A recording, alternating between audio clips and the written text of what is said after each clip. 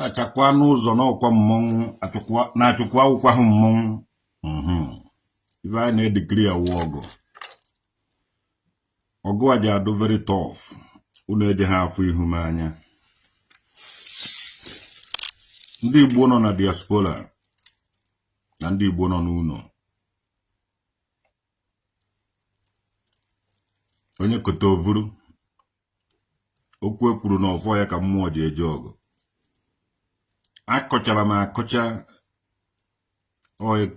ịkpọkọta mmụọ na mmadụ ka i were gwafe okwu. Mụnwa traditional nwoke dị nwa udude nke mmiri kingdom sudo mkpọ m na jide ọfọ m n'aka were na-ekwubi okwu. Anyị nwewu ndị Igbo nọ na diaspora after na anyị fụrụ ife emere akpị na ife emere Ogechi Okeke njaka.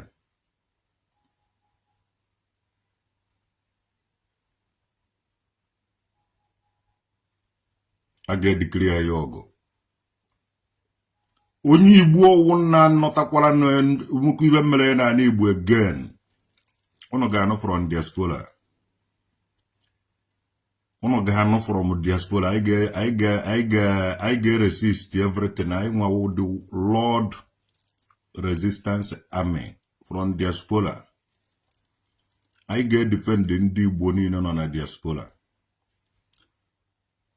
Yes, I get defend. Onye Igbo ọwụ na nọtakwala na onwe ibe mere na ana Igbo so ịgbara police ma ọ na imere ibe a ị ga-afụ anyị ndị dị ihe ịchọ anyị acha anywhere. I know everywhere. Mụnwa traditional nwoke dị na-ekwubie tata na-akụbie.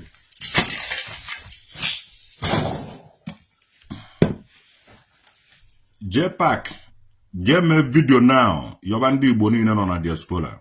Ọwụ na ha agbaghara gị. Mara na agbaghara gogo. Onye ọwụ na jenu yọba ndị Igbo nọ na diaspora. Adị ndị Igbo nọ n'ụlọ respect ya n'onwe ụlọ. Ife ọwụ na imere ofu onye Igbo nọ na diaspora ị ga-enweta ụgwọ ọrụ ya. Anyị ga-akwụ gị ya in a due time. Ife eji atọrọ mmadụ ka eji atọrọ onye ahụ. Onye sakabe mmadụ du bed kwuo na onye nọ na mba n'ọrụ onye nọ n'ụlọ, onye nọ n'ụlọ n'ọrụ onye nọ na mba. Mana ọrụzie na onye nọ na mba ji awọ bata ndị nọ n'ụlọ evuru eti na nga. Nwanne anyị ga-ebido mebe ụlọ ibe ọsịsọ na-amachasị ha ibe ike. Gọvanọ Eziokwu nke gị nwawo na anaghị egbe nke ga-egbe. Enweghị onye na-etinye ọnụ saịdị ahụ. Ije ema na nwere ibe Maazị Nnamdi Kanu kwubiri. So, mụnwa traditional nwoke dị na-ekwu ya. Anyị nwa na-afụ mụnwa aga m eri ididi aga m were ekpu m okporo edi anaba anyị na-achọ odene ọ ibe mere nji were kpuru okpu a na ọcha okpu ndị okpu a mana achọbeghị m iri dị ọgụ a mana anyị nọ na WhatsApp na anyị nọ na WhatsApp anyị afọ m go na anyị nọ na WhatsApp anyị ga-sponsor ihe ọwụna onye ọwụ na mmele neten again the life of ndị Igbo nọ na diaspora matters. Anyị amaghị ndị nọ na anyị amaghị ndị nọ n'ụlọ. Anyị amaghị na Hausa Fulani nọ n'ụlọ. Anyị amaghị na Masquerade nọ n'ụlọ. Anyị amaghị na ndị Yoruba nọ n'ụlọ. Anyị amaghị na ndị anyị amaghị batagobe anyị jedebe anyị. Mana anyị nwewo ndị Igbo nọ na diaspora. Anyị nwewo the diasporas. Nwanne anyị karịrị Nigeria. Karịa ndị Igbo nọ na Nigeria. Karịa ndị Igbo nọ n'ala Igbo. Anyị chọọ anyị adọrọ ofu mkpume tigbu isi ọnụ niile ebe ahụ ọsịsọ. Ọ anyị nwewo n'ụnụ dị ndụ. And because of na ụnụ jere tempa metụ Ogechi aka. Akpị nọ na Ngana. And the Burna Boy were na ihe a translate ya na Burna Boy. Ọwụ na orere izi ha akpị. Ọ ga-enweta downfall ya o. And ọ ga-esi ada ọ gaghị ama. Ọ ga-enweta ọgbụ ahala everywhere. Ọ gaghị ama ikpe ọwụ evening. Ndị sound ọwụ na ọ bụrụ ụjọ ebido tụba ya. Ọ ga-ebido gbawa ọsọ mgbe enweghị ibe na-achụ ya. Ya ga-release ya akpị military. Akpị belong to diaspora family. So, ife ahụ serious sound of warning. Ndị Igbo nọ na Nigeria respect ya ndị Igbo nọ na diaspora. Anyị nwewo diaspora, ndị Igbo nọ na diaspora anyị nwewo the family. And they are very strong. Ọwụ na ofu onye ọwụ na onye Igbo ebe ọwụ na ịnọ.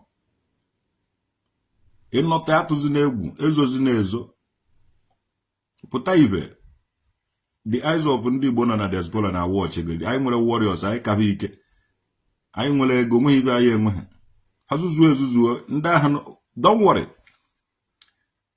onye ezugharịzi na ịpụtara onwe gị outside ọmụnwa traditional nwoke dị nwurude nke mmụọ na-eme ibe ụlọ ndị mmụọ eze mmụọ na-eje ọgụ mmụọ na-anụ ọgụ ọbụla mmadụ mmụọ na-anụ ọgụ ka mmụọ vụrụ ụzọ pụọ je n'ụwa ọgụ a ndị Igbo nọ na diaspora anyị nwa afọ ọmụgo dị frontier na-edefend ndị Igbo nọ na diaspora hapụ ụmụ akpakara dị ngwom ndị akwụna n'ọba anyị a na-emere ụnụ a na-ere njiri ụnụ ndị akwụna pe pretend na ha wee eze nwaanyị ndị Besaida ndị Red Sea ndị Kensi Hotel Otom Palace Hotel niile nọ n'Oko hotel niile nọ na Agụrụzi Igbo Odejinjim Hotel unu akwụna Sobari eze nwaanyị Sobari Grand Hotel Royal Lodge unu akwụna a lot of hotel ndị dibia na-alụrụ ndị akwụna hotel because ndị akwụna baizi na-agbazi akwụna and gbakọta akwụna ahụ gbakọta akwụna kama eji ama na onye akwụna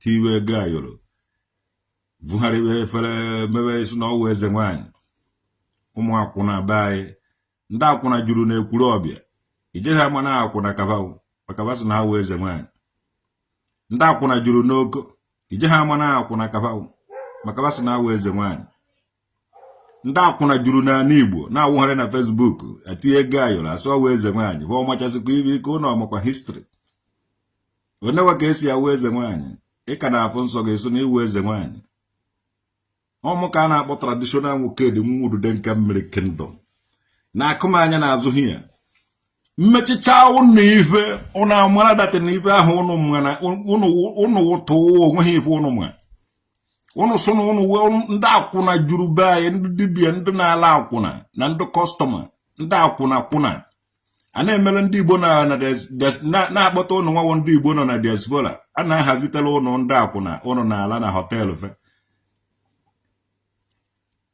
lukat ihe ụnụ na-eme ụnụ na-eje ala nwaanyị a na-alụrụ ụnụ họteelụ na-alụchikọrọ ụnụ họteelụ n'ala Igbo ndị dibia ụmụ akpakara dị ngwom ụmụazị ego abịaba betara mgberi na-asụ na ba na-awụ dibia omeghe dibia ba na-alụ these people were njiba na-agbakọta a na-elekrutu ndị akwụna na-edobechaba na họteelụ ije na Kensi họteelụ ekwuru ọbịa ndị akwụna na-agbagharị ebe aha na-asụ na bawa eze nwaanyị ndị na-asụ na awa eze nwaanyị 20 naira 30 naira ịlaba na Kensi Lodge 20 naira 30 naira ịlaba na ndị ibe a na-agba ya mbụ Otom Palace Hotel ebe a ka a na-alaba ndị akwụna 20 naira 30 naira ịlaba na eze nwaanyị Sobari Grand Lodge unu akwụna wive ahụ mgbe a na-eme ibe eze nwaanyị ndị na-eme eze nwaanyị wụ ndị tụchagoro ime falụchago 70 years 80 years ọbada anọ na ọbagwa na-eme ịghọtago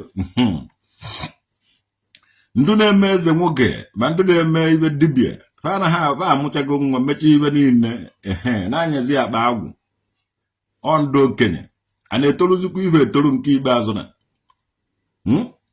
Jpac never posted any video ever since Ogechi Okeke agwara ya agwa ọkwa agwara agwa ụnụ na-egiri ọkwa agwara ụnụ agwa onteri ụnụ ebido were okwu traditional nwoke dị mere ibe akwụsị ime ụnụ ineni okwu traditional nwoke dị anya o meghe n'izu o mee n'ọnwa o meghe n'orie o mee na ahụmahụ na nkwọ na eke ibe agwara gị agwa gwa gị agwa suguchu uzukwu eriri n'iyo na ịkwada vileji afụtakwana ga-efụta were ọnwụ na-egbu nwa nkịta anaghị ekwe n'isi nsọ ijiji na-enwe onye ndụmọdụ na-eso ozu ana n'inyi nne m ụlọ nke apị ka apịa ya ọnụ nne m ụlọ awụ ọzọ pịa ya afọ onye ọbụla were ile ya egobe eze ya ọnụ unu cheta ekwe na enu ụwa bụ unu ụwa mbombo ụmụ ụwa biko ọmụnwa traditional nwoke dị nwurude ga mmiri kingdom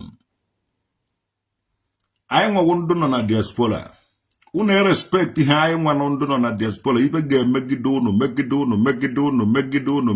unu a na-elekruturu ụnụ akwụna ụmụ nwaanyị be anyị onye ka na-abụ nsọ ya ọsọgụ na eze nwaanyị akwụna ka ọnwụ a na-alaba na Kensi họteelụ dị n'Ekwulọbịa, na-alaba n'ụyọ Kuru Joint nọ n'Ekwulọbịa, na-alaba n'Ọtọm Palace họteelụ mana Besaida mana Lady C. O nwere nke wanụ do saịdị Agụlụzi Igbo saịdị ụmụọna a na-alaba ebe ahụ. Nwee nke Odeji Njem lụrụ Odeji Njem họteelụ ijebe a na-abụ ndị eze nwaanyị, ndị nakaụtụ, ndị eze nwaanyị, ndị chakakpọm ma ndị dibịa. Nwee nke alụlụ kpọsịba na-aba họteelụ gasị ma Grand Lodge ma ọ dịsị ụmụ họl họteelụ ndị dibịa na-alụ. Ụmụnne anyị nọzi n'obodo oyibe ụnụ bi ụnụ akpọ kọntaktị ya dibịa, weta kọntaktị dibịa ekpetere ọgụ nwaanyị, ekpetere gị ndị eze nwaanyị gị na-ala, kpetere gị ndị akwụna a na-ala ndị demọfụ eze nwaanyị, ndị ike akwụna gwụrụ, ndị akwụna ịmara nke ị na-eme gị fụta ibe. Nigeria freedom of Igbo ọwụna ịmara nke ị na-eme gị fụta. A ga-adọkụmentị ụnụ na Anambra wụ isi Igbo, Anambra wụ isi Igbo. Adọkụmentị cha ụnụ na Anambra ọwụrụ da akwụna ka ị na-agba were eme eze nwaanyị, adọkụmentịrị. Ọwụrụ na ị na-ọgụ na savisi ihe ndị dibịa, adọkụmentịrị. I love your work, your brother. Nzemega Marino, to God who made me and you. Nwanne ọmụnwụ traditional ogede mmụọ ọsụ nkwu okwu ma ekwu okwu. Asụ na ụnụ nwa nọ na diaspora, ndị Igbo nọ na diaspora ga-afụ ọmụ ekomọgụ soja wee na-edifendi wụrụ ofu onye for onye ọwụna for ofu onye, one for all for one. Unu abịakwari onwe unu ugwu ka unu nwee ike ịdụ nnukwute ike were na-eme ihe so that onye ọwụna nọtara nọ eme ibe emere Ogechi ma eme ibe emere akpị, onye ọwụna ekwu okwu. Now mmụọ nsọ ngwa onye ọwụna nọ na diaspora kwuwe okwu ọkwa ha ndị enweghị adreesị, ndị nwere adreesị, ndị enweghị adreesị, ndị na-ezo ezo nwanne iji ọnụ elu gị n'okwu ikwu okwu omeghe onye ma onye na-ekwu okwu. Mana ndị nwere adreesị kwuwe okwu maka akpị, onye ụbọ na boy ịkpụrụ nwa Igbo nwa be anyị nke nọ na diaspora kpọchie. Anyị chọrọ ịmụ onye nyere ya nwawu mgbọrọgwụ ike. Bona boy ọwụ na ilere izi ha akpị, ọwụ na ilere izi ha akpị, your fans agụ ji agụ your fans and ha ga na-etiri gị mgbu ka ha risasị ego ga ndị ha risasịcha ego gị nwanne be aghara gị gwa gị na enweghị ife ewu. And the name akpị ahụ akpị ga-arị more than you, mark my word, that akpị ga-blow hotter than you. Akpị ga-enwekarị gị n'ego, akpị nwa amama ga-emecha blow ye more than you. Na ọwụ na ilere izi ha akpị. And ndị Igbo nọ na diaspora take enu bido nọ na akpị ya na Ogechi so that unu ga-esecure respect for unu nwa. Mmadụ dịka Jpac bi o were the life of ndị Igbo nọ na onye wu onye ahụ amụcha ya ụkpọ niile ọkụ na ọwụ na amụ ha. Ọ bụrụ na igbuo ofu onye ebe a na ndị ebe a na-anụ ọgụ ebe a sị na amụrụ Jizu, ebe a sị na onye nzọpụta si igbuo ofu onye ebe a babebe ọ na-egbuo mmadụ egbuo onye ka o kwesịrị ịdụ ndụ ndị Igbo nọ na diaspora ejikwana ha egwusa anyị egwu. Imetụ onye Igbo because ọ na-amaghị ihe unu nwere. Imetụ onye Igbo nọ na Holland ya ka anyị esi ebe niile bịa inidi ha ịchọ ya che anywhere, anyị nọ everywhere. Imetụ onye Igbo ọwụ na aka anywhere ịfụ na anyị ga-abịa.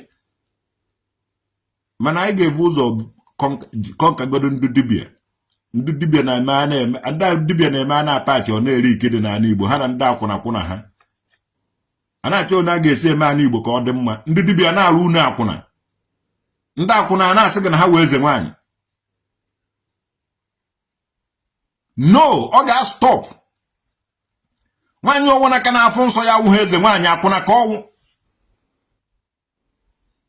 Nwoke ọwụna na-agbabeghị mbọ ka nwoke na-eme ọnwụ dibịa ka ọwụ onye awụwo onye ohi ka ọwụ. Yes, nwoke ka na-amụ nwa ọsụga ọwụ dibịa. Ị ga-amụchake na nwa zụchaa nwa gị mechaa bifo gị ịlụba dibịa gaa. Ife a na-etoluzikwa ihe etolu a na-etoluzikwa ife etolu a na-etoluzikwa ife etolu echichi na-ekwesị ekwesị a na-etolu ife etolu. A lot of people have hotel, even some saga. One ibe awu ibe a na-eme and mara na amara na that thing adịghị good. Ihe ahụ ihe na-emebi obodo. Ife amawa awurie nni nyuonsi nke a na-awụ ala nwaanyị la nwaanyị la nwaanyị. A lot of ụmụazị a na-alata na amụ nwa ibu nwa ike na akpazikwela aba were mụ nwa. A na-amụtazi ụmụazị na amụta nwa one na ọkwa na one ebe nnụnụ kọrọ akwụ were mụ nwa ka o dipendịrị. A na-akpa aba were amụ nwa mụọ nwa for reason. Ọ dịsị ụmụazị amụtachara enweghị reason eji mụta ụnụ jọsụ ka eje mere fọ na akachịrị fọ na amụta nwa akachịrị fọ na amụta nwa akpakwara akpa were mụta nwa ụnụ ọhụkwụ na-akpakwa akpa were amụta nwa ka dị reason ijiri chọọ ịmụta nwa. O nwere ibe ị nwere na-amụta nwa ịnọkịta ịmụta nwa amụta nwa anọkịta ije mụba nwa ịlụtakwara ụnụ ebe nwa waji anọ. Nwanne m ewe anụ bifo ma etu everything na-eme ihe a ọ ha nọkịta ije mụta nwa ịnọkịta ibu ha ka onye nwa ịmụtara gbafu. A na-amụ nwa nwanne m most of nwa ụnụ ku akpa ha akpa. O nwere nke bonison kufutara one day ototo agbụ ha ọsọ na ife ahụ nke ọ bụ ihe mana ọ ma ife nwa ebonison na-amụtago ọ mụtago nnukwute nwa toro eto ọ ma ife okweghị ewofu ya. Yes, akpa ha akpa were achọghị m ikwu maka nwa ahụ nwere future. So most of ụmụazị ụmụ nwaanyị alaka ịchara nwa na ahụ evuru ụmụ asọ a na-ama eze nwaanyị ọmụ ofu nwa ọmụkwa another one. Ụmụ akwụna alaka ịchara nwa na akpa ha akpa were mụ nwa ka e bụrụ nwa ahụ ụnụ eje ụmụ nwa ahụ ụnụ mụtara mụta nwa because they don't like how condom feels. So they na ịma na ọchị anaghị ata eze mmụọ maka na ọchịta eze mmụọ ụmụ mmụọ akụwasịghị onwe ha isi. Mmụọ na-ekwu ọmụ ka a na-akpọ traditional nwoke dị nwurude nke mmiri kingdom nwa ọtalụ nation ọmụnwa onye nọchi ọhụọ nya ka onugwu anamachịkwana ọmụ gwara onwe m ọmụgwọ gwara onwe kasongo hugo. Ị na-anụ ka mmụọ na-ekwu na ibe na-emebe ụlọ ibe ụnụ bụrụ bụ na awụ dibịa nke ba ji awụ eze nwaanyị ibe awụ ndị akwụna onye ọwụna na-eme eze nwaanyị na ala Igbo amụchago nwa ruo 60 to 70 years then ọ marago uru nwa bara ụwa isi ya awụrugo university ọ marago otu esi etake care of nwa from A to Z ọfụka ibe na-emebi o ji etake ihe a. Mana nwaanyị ọwụ na ịbụrụ mmiri ka na-agbụ ọbara ka na-afụ nsọ ya o nwere ike ọ nọrọ ebe ahụ o yiri nwa mkpirisi akwa ka o were seduzuo nwoke ọsọ ka ọ na-eme eze nwaanyị nwere ka ahụ akwụna ha juru n'obodo ụnụ na-eyi nwa mkpirisi akwa na-agbụ ọtọ na-agbawa ala ịbụcha abụ enwecha ogbe ala bụrụ mbeke n'ike ibe ahụ ndị akwụna nekwa ebe a na-alaba na Ledisi na Besaida Kens Hotel Uyokuru Joint họteelụ niile nọ n'Oko họteelụ niile nọ na Agụlụzi Igbo họteelụ niile o nwere nke asụsụ ọdụ saịdị Agụlụzi Igbo saịdị ụmụọna dịgasị ebe ụmụ họteelụ niile ndị dibịa na-alụ emegwe na n'ala Igbo. Elee ebe ude akụrụ abọ nọ elee ebe ude ohuru ogboko nọ ude agụ isi akụ ude eziokwu omennụ ude eke obi na-agụ ụmụ eze ude ọzara aja egbuede Chineke ude egbuo ebe ka ụnụ nọ ogwugwu udo nne nwaanyị ahụzọ eze nwaanyị ọmọba nne mmiri akụrụ udude nke ube agụ nkwụagụ ude akwụkwọ nkwụagụ mmụọ niile mmadụ bi na-agụ ebe ka ụnụ nọ.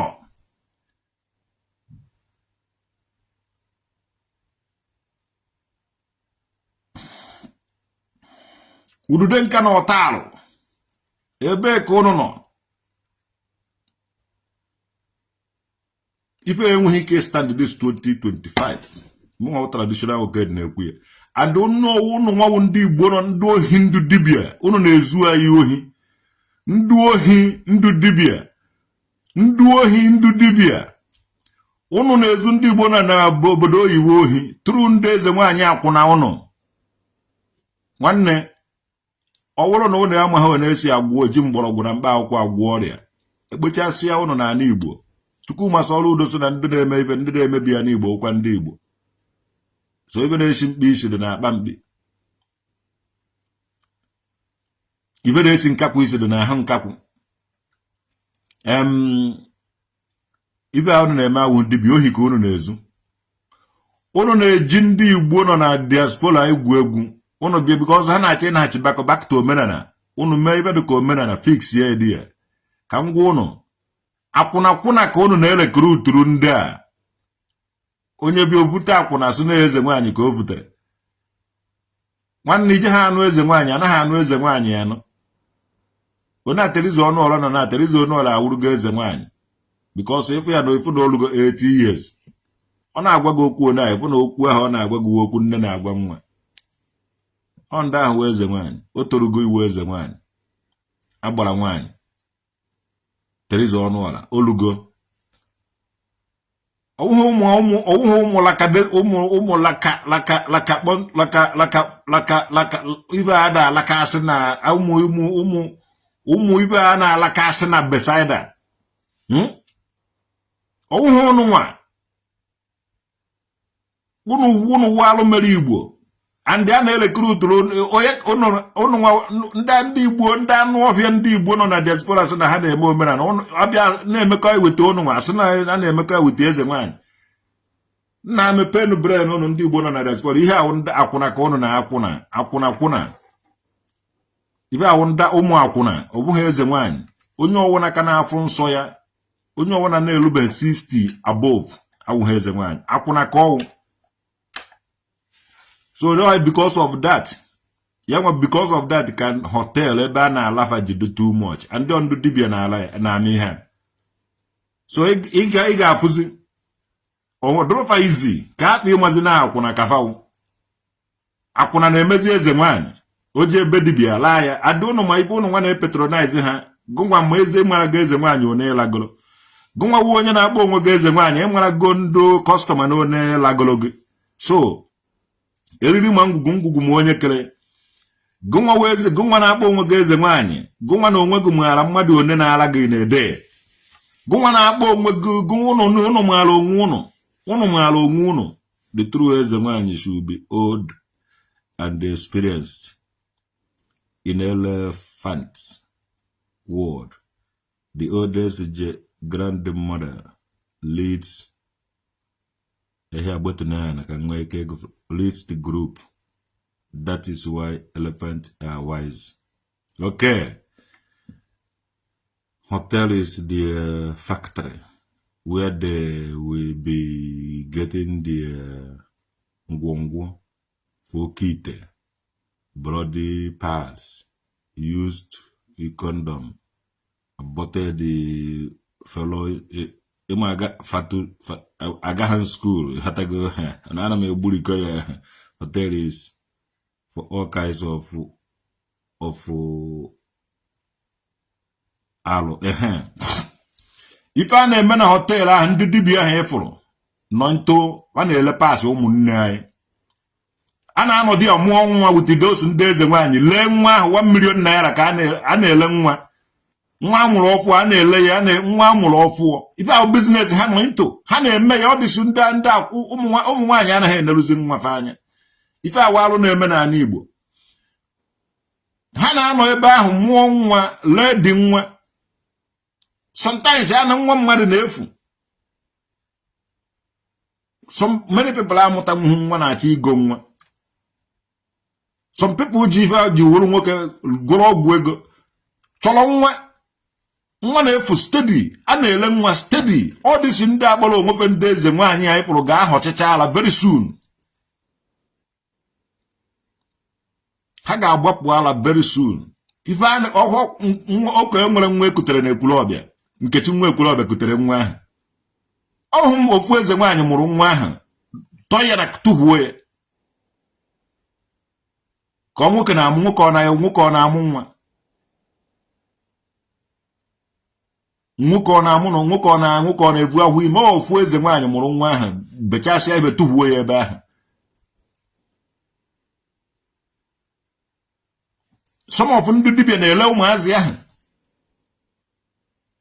na ọ bụrụ na anyị nwewu to God who made me and you anyị nwewu ndị Igbo nọ na diaspora ga-eteki ọ bụrụ na gọvanọs ọ bụrụ na ndị Igbo leaders achọghị iri dị ya n'Igbo ahụ nwanne anyị ga-anapụ ịsụ wepụ isi unu ebe ahụ ọ bụrụ skuul arụ ọrụ ụnụ ka unu nwee ike inwe experience of ihe unu na-eme onwe ofu onye bụ ọsọgụ na ọwụ local government chairman onwe ike inwe the experience of leading the local government ofu onye bụ ọsọgụ na ọwụ youth leader onwe ike inwe experience of leading the youth ofu onye bụ ọsọgụ na ọwụ PG onwe ibe ọwụ president general ofu onye bụ ọsọgụ na ọwụ igwe onwe ibe wụ the leading that onwe ibe wụ the experience of the leadership leading the whole village enye gị negodo ibe anya ivule ego libe onye bịa gwa gị okwu isi ha jee mee onye bịa gwa gị okwu isi ya jee mee onye bịa gwa gị okwu isi ya jee mee mana inweghị the knowledge iyobe Chineke amara iyobe Chineke the wisdom ọ ga-eji onye gị ka i were nwee ike inekọta ndị na-achị anya mara mmadụ onye na-achị mara ife ha na-eme mara otu ị ga-esi na-asụpọtụ ha enye m asị m na m wụrụ igwe ndị Ekwulọbịa m ga-ama the numbers m ga-ama ndị Ekwulọbịa niile nọ n'ụlọ ọ dị problem ka m ga na-eweje na gọọmenti nna ama village people enwekweghị ego dịkwa ife ha na-eme this and that iwetara m ego ahụ enye mfe ka ha were wụrụ mmadụ nke a wee bịa fọmụ asị enwere ike m nwa na for example ahụ m onye obodo m onye na-achị amaghị about me ngoro achọghị ịma ife ọmụwa ọnọdụ ya gọọmenti nwee nke ewetara orie o were mere ife ọ chọrọ ime o nwere nke a na-emere m mgbe ị chọrọ ịma about you gbapụkwa agbapụ because many people chọrọ ka ị hapụ ịma ife ka a na-eri ego n'isi gị ikwu asị ikwuru they know what to do but they are just selfish yeah mụnwa kwa hara kwuo njewara because onweghị onye mere m so I have to go and mere na ya onwe m agaghị m skuul ọ gbasakwa m gụnwa gara skuul ndị gara skuul gịnị ka ụnụ gụtakwara so nke ọwụ na onye ruru ya mee ihe a after all even what the wise people know before the foolish people know it today ebe onye ọsọ ruru onye ije ji elu ego ya omeghị onye be nwoke dị n'obodo ya before but now enwego je nwoke dị Germany so things are changing mana ị bụrụ ndị akwụna nọ n'ụlọ na ndị dibịa nọ n'ụlọ ndị awụ ndị ohi kabawụ ezigbote dibịa obodo nwa ya dibịa ọwụ na wee ezigbote dibịa nọ n'ụlọ obodo ha ma na ọ wee ezigbo dibịa yes obodo ha ma na ọ ezigbo dibịa mana ị bụrụ ụmụ agbọwara ụmụ akwụna ụmụ ọsọ abịa na ụmụ taụtụ a na-emegharị na-eje na-eme na-abagasị otu a ibe ahụ ndị na-egbu ụmụnne ụlọ na harvest dị organ asị ga agwọrọ oke ite asị ga na-agwọ ọgwụ asị ga na-eme ihe a mana mmadụ na-efu steady mana ebe unu ga-anọ jecha ije ọfụ ụnụ nawụ ka o nwekwa onye anyị chọrọ achọ si n'obodo oyibo nọta ị na-ene anya anyị agbarikọ ebe dibịa niile kpochasịa ụnụ niile ọsịsọ tọndọgbo kwue ụnụ amaghị ibe unu ji eme ụnụ amaghị ibe unu ji eme kwụwanụ wibaro gbaba na ọkada gbawanụ kekere pepe ụnụ bụsị ọzọ mmadụ onye be anyị ji anọtakwa again ife mme ya anyị ma ndị na-eme ife ahụ and Jpac jee chọrọ ọrụ infọmantị agaghị emere gị eneten ọwụghị onye m asị na ọwa IPOB unu eje mme ife a suo ya imi onye ma ụnụ asị na ọwa IPOB nke ahụ bụ onye owu na ga-anwakwa data wa na anwa na ị mara na onwe dịghị onye ji atụfuru ụnụ ọnụ ife anyị ga-eme ụnụ ụmụ anụ ọhịa ka ụnụ ijekwere chọọ ife ị na-eri ife ajụna anyị na-achọ ife ajụna na-achọ ndị otu ife ajụna dị na Baịbụl ọ mmadụ lere Jizọs Kraịst wada ya dere na Baịbụl ọ mmadụ susuru ya ọnụ so Jpac ndụdụ kago ọnụ nwa ndị a susuru mmadụ ọnụ Ibiagi susu ayo onu again. Ibiagi susu bono la lanye. Judas ibiago. Nwoke ukpodik ukpo ibiago.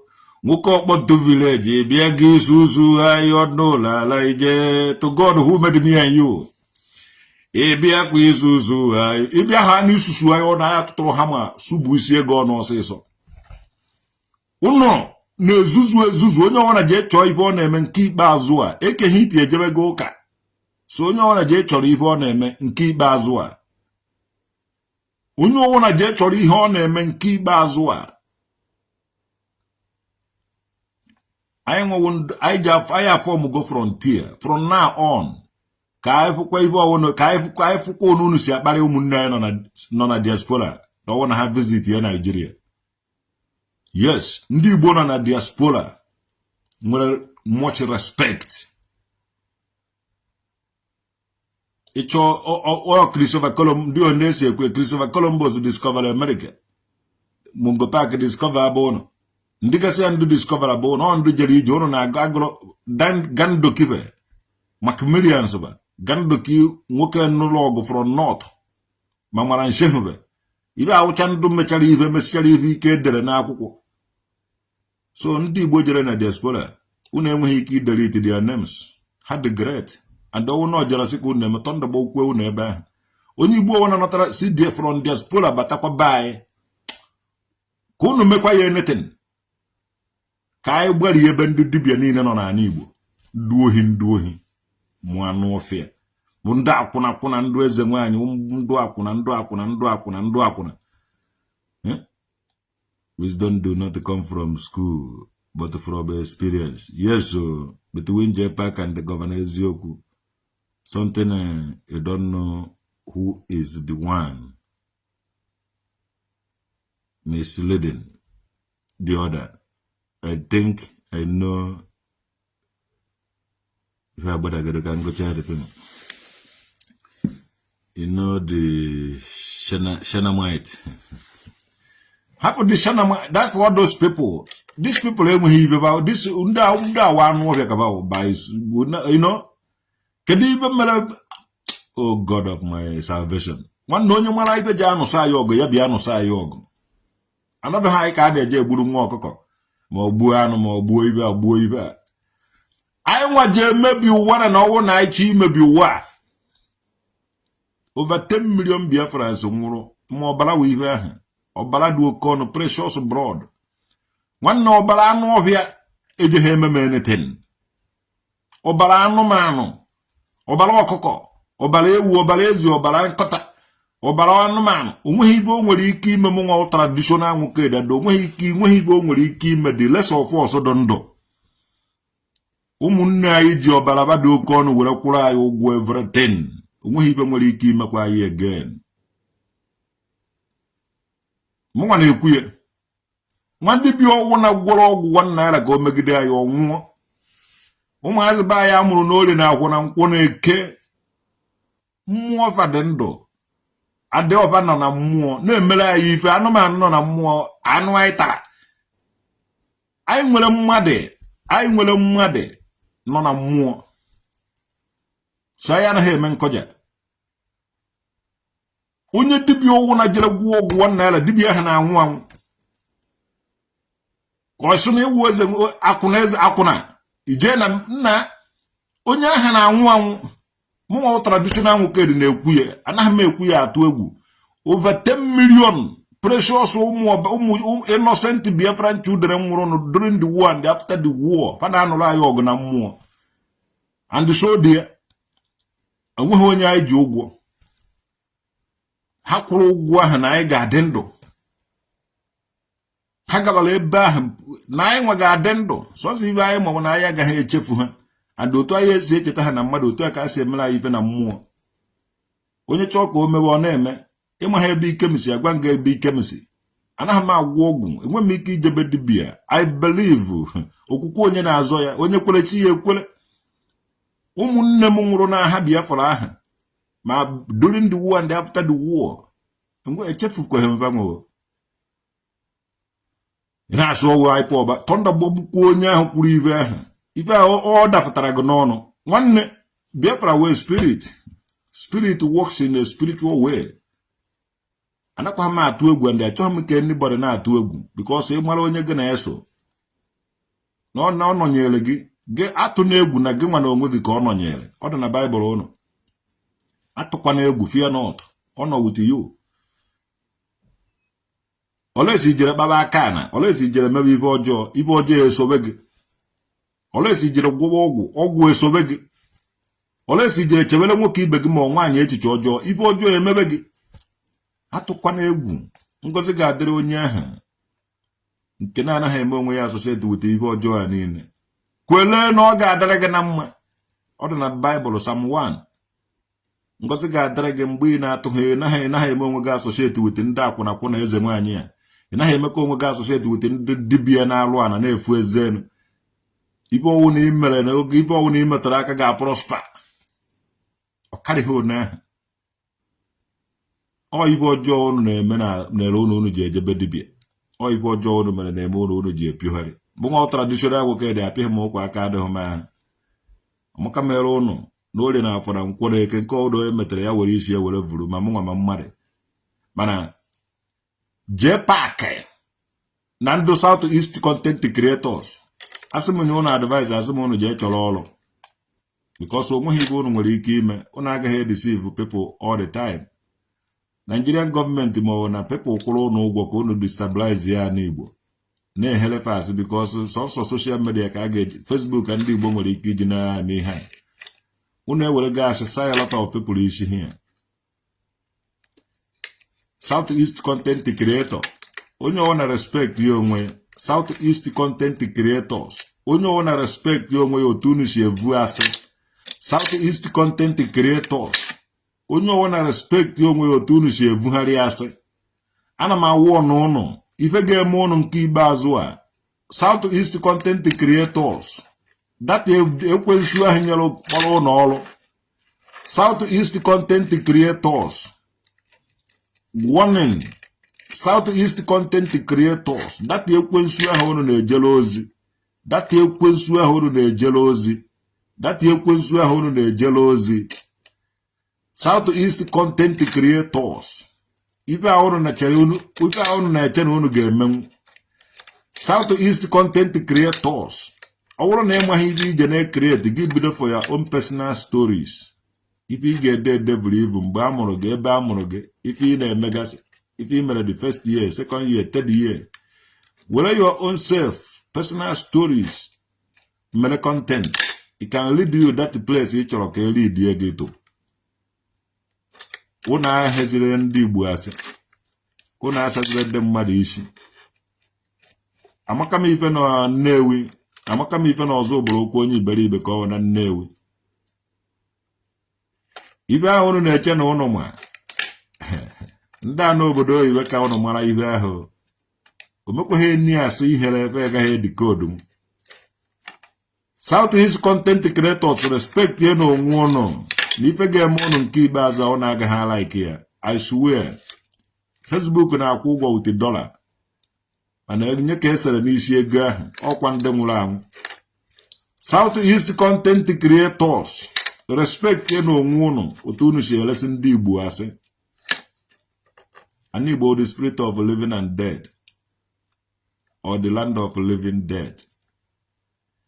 Ị nwere ike ị na-eche na ị na-edeceive ndị mmadụ mana imeghị ibe mmụọ so ndị ahụ ị na-edeceive na-eme gị. South East content creators respect ye na onwe unu ọkwa nne mụrụ unu and unu na-amụta nwa.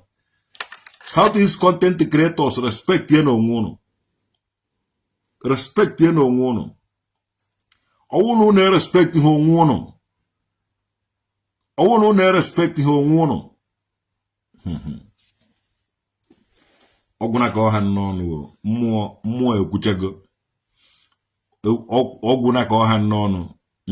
Ibe na-ekwu ibe mmụọ na-ezimozi ya apụgo. So Amaka mere ụnụ.